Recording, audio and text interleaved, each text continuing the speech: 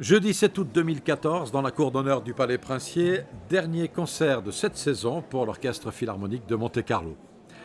Quelques minutes avant leur prestation, les musiciens, les choristes du théâtre Carlo Felice de Gênes et du chœur régional Provence-Alpes-Côte d'Azur, comme dans leur loge les solistes et le chef d'orchestre Raphaël Payare, se concentrent, accordent leurs instruments ou font quelques gammes. 36 000 baguettes, voilà.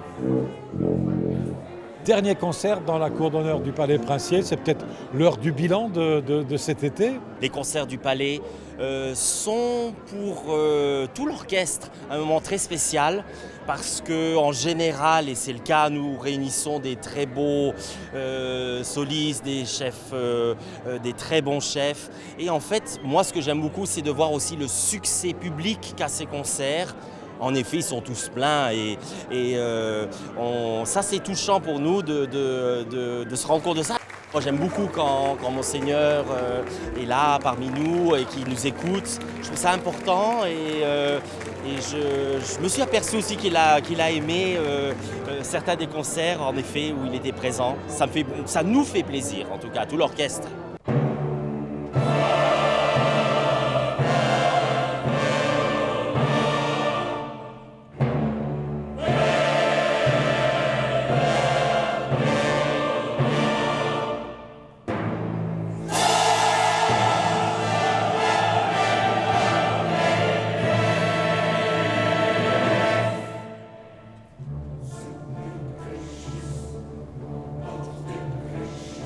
Au programme, Carmina Burana du compositeur allemand Karl Orff, une œuvre créée avec un immense succès à l'Opéra de Francfort en 1937.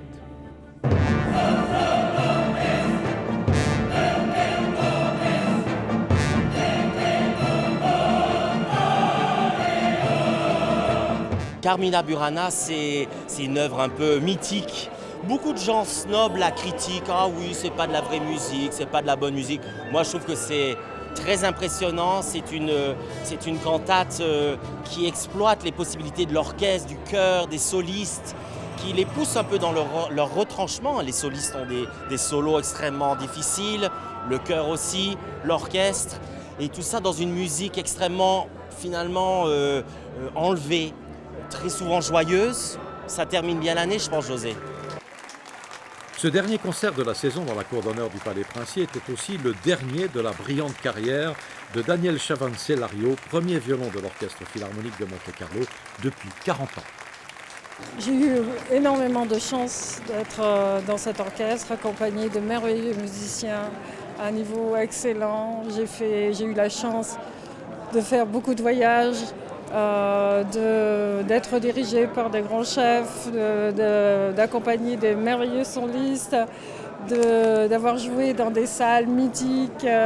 Je crois que j'ai été très heureuse et j'ai vécu beaucoup de choses, vraiment beaucoup de joie et d'intenses émotions. Après ces 40 ans et 2 années ailleurs de musique, est-ce que vous allez arrêter la musique ou bien est-ce que pour le plaisir... Le violon, pour l'instant, je crois que je vais l'arrêter un petit moment. Mais par contre, donc je serai fidèle à cet orchestre. Je viendrai ici très souvent pour le soutenir. Mais je pense que je vais faire un peu de tourisme musical. C'est-à-dire aller justement visiter dans les plus belles salles du monde et écouter d'autres orchestres. Mais bon, donc ma vie va continuer quand même dans le monde de la musique. Je pense qu'il va se continuer, mais de l'autre côté, en bas de la scène.